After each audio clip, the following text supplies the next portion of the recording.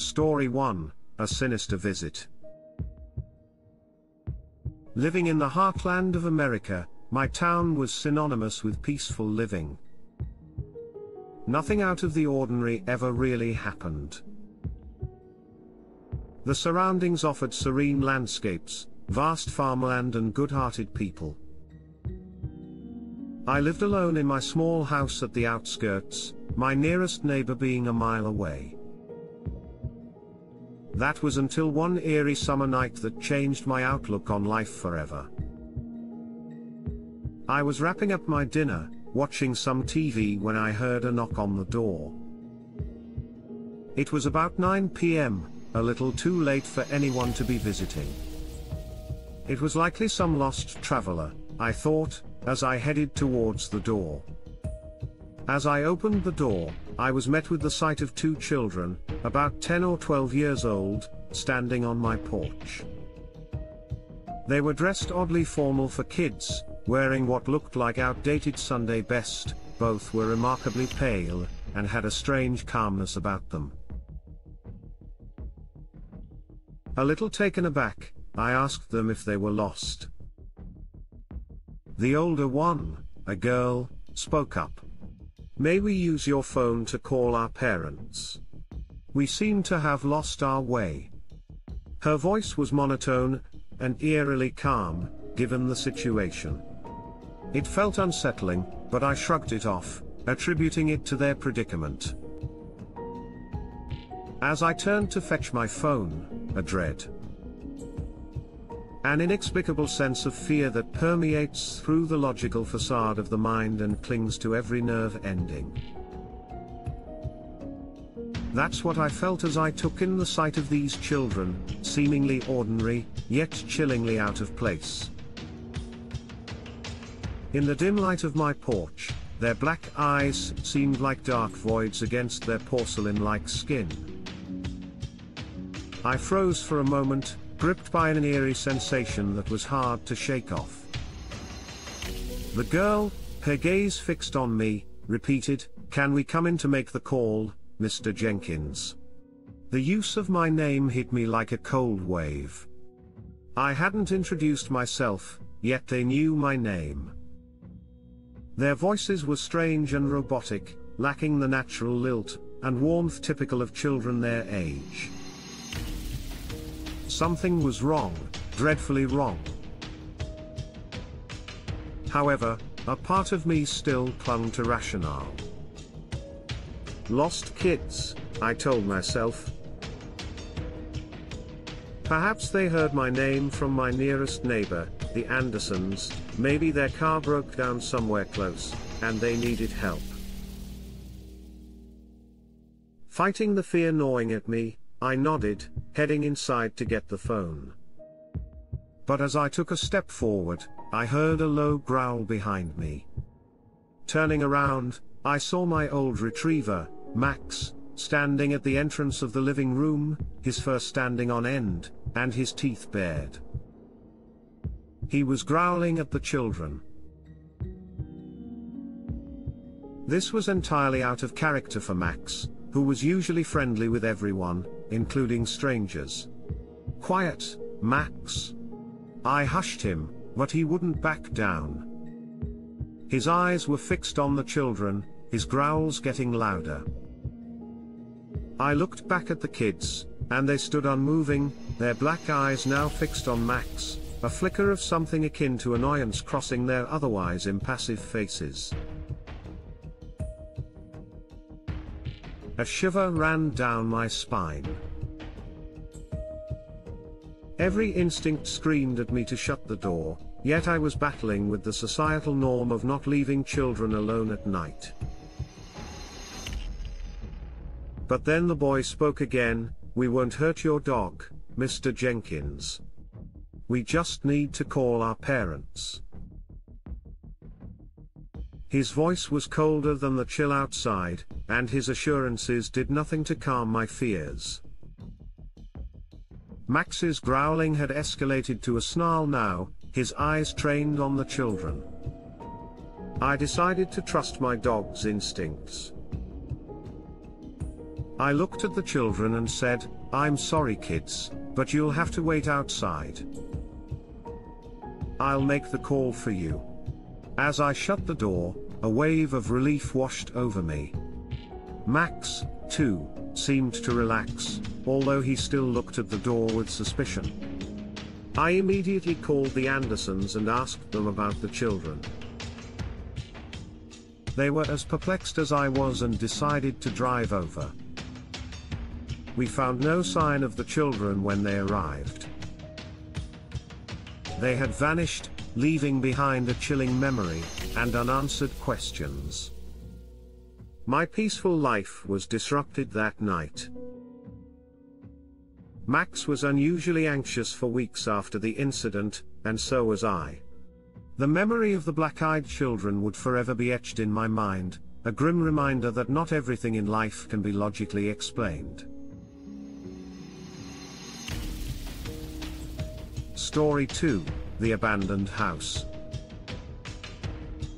The small town of Eldridge, Iowa was well known for its community spirit and tranquil atmosphere. A place where everyone knew each other and where crime was unheard of. But there was an odd anomaly in this idyllic setting, a dilapidated house at the end of Willow Street that everyone avoided. As a local sheriff, I had always dismissed the rumors of its haunting as mere urban legends, spun by imaginative teenagers. However, that perspective took a drastic turn one foggy November evening.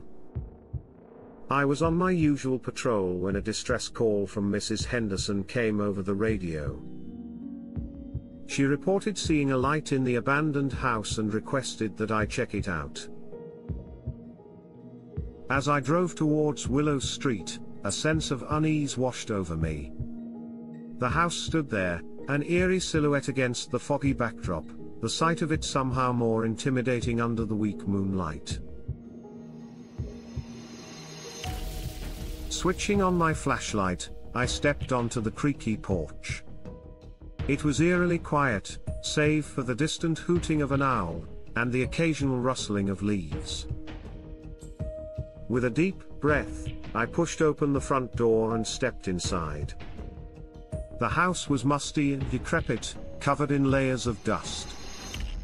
The beam from my flashlight fell on an old, worn-out sofa, rotting wooden furniture, and a fireplace filled with ash. As I ventured deeper into the house, I heard a soft whispering sound coming from upstairs. It sent a shiver down my spine, but I braced myself and climbed the rickety staircase. The whispering grew louder, more distinct, until I could make out two different voices, seemingly belonging to children. In one of the rooms upstairs, I found them, a pair of children, huddled together in the dim light, their backs towards me. They wore old-fashioned clothes, the fabric moth-eaten and faded. Their pale, almost white skin was contrasted starkly against their dark hair. I called out to them, my voice breaking the eerie silence that enveloped the house. As they turned around, I was met with the most terrifying sight. They had pitch-black eyes, devoid of any white or color, just an endless abyss that seemed to consume all light. Fear coursed through me, yet I managed to ask, "What are you doing here? Do your parents know where you are?" The girl, older of the two, looked at me with her black eyes and responded, "We're just waiting for our parents, Sheriff Lewis. Can we wait with you?" Her voice was flat, devoid of any emotion, but it was her use of my name that unnerved me the most. I hadn't given my name, yet she knew it. I felt a wave of intense dread, a deep, guttural instinct that told me to get out. I backed away slowly, my gaze never leaving the children. As I retreated, the boy said, "You don't have to be scared, Sheriff Lewis. We won't harm you." But it was too late. I had already bolted out of the room, down the stairs, and out of the house, the chilling voices of the children echoing in my ears. I reported the incident to the station, and a team was dispatched to check the house. But when they arrived, the children were gone, leaving behind only the echoes of their eerie presence. That night, the peaceful aura of Eldridge was shattered for me. The haunted house was not just a figment of imagination anymore, and the town had a new ghost story to tell, the story of the black-eyed children of Willow Street. And I, the disbeliever, had become the storyteller. Story 3, The Night at the Library. Living in the quaint town of Sedona, Arizona, life was always calm, a slow-paced, tranquil experience. As high school seniors, my friends and I often sought out adventures to break the monotony. One such adventure led us to a chilling encounter we would never forget. The town library was an old building, a relic from the late 19th century that was rumored to be haunted. Despite its creepy reputation, it was a place we often frequented for studying, and the ghost stories associated with it always seemed like an urban legend to us. But on a chilly December night, these tales took a terrifyingly real form. My friends, Lucy, Ethan, and I decided to sneak into the library after hours. The thrill of a possible ghost encounter and the allure of forbidden territory was too enticing for us. Equipped with our flashlights and a sense of adolescent invincibility, we crept into the quiet, dimly lit library. The library was eerily silent, the only sound was the distant ticking of the old clock. We moved quietly, half in fear and half in awe, exploring the hushed hallways lined with books. Suddenly, we heard a soft giggle echoing from the back of the library.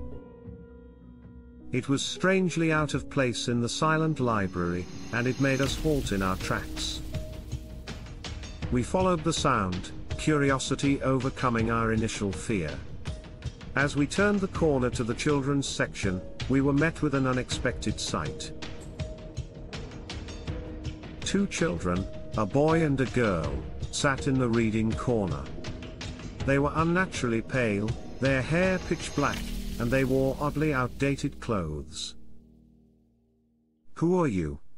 Lucy asked, her voice barely above a whisper. The girl turned to look at us and we all froze. Her eyes were completely black. Not just the pupils, but the entire eye. An unnatural, all-consuming darkness.